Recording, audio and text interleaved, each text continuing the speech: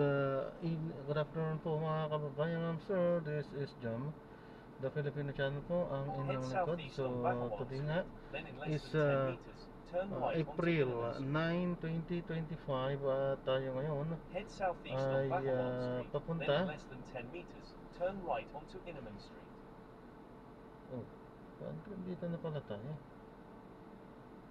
Dito yan sa may Inaman Street, Masambong, San Francisco del Monte, Quezon City, at dadalhin natin sa Medin and Diloca,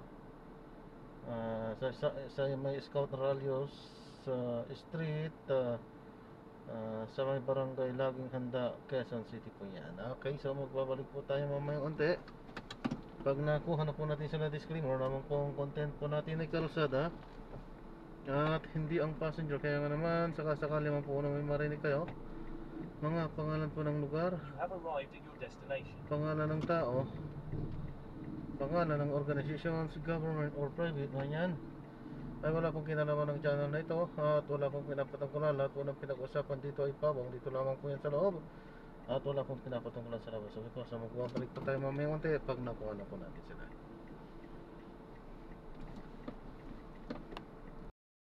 So na-drop na natin sila. So hindi tayo nakapag-play, so alam na ang buong kadahilanan kung bakit. Anyway, hindi na rin natin i-upload dyan.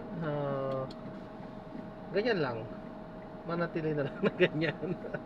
Okay po, so yan, maraming salamat po sa panonood. So ayan, i-upload natin sa Facebook to. So antabayan ng lahat, panoorin po ang mga kabuuan ng ating mga videos sa ganitong mga format sa ating YouTube channel po, Jam the Filipino channel po.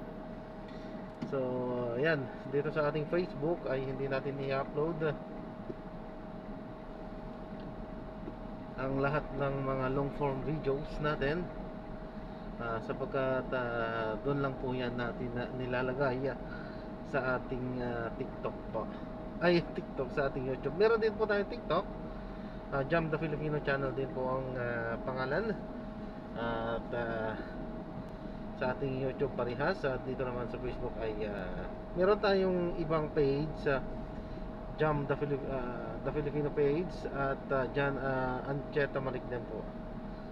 And yan po naman yung ating isang page, yung isang ating professional account is Jan A. Maligden naman po yan. Okay, so maraming salamat po sa panonood. Hanggang sa muli po, ingat at God bless po. Paalam po muna pansamantala.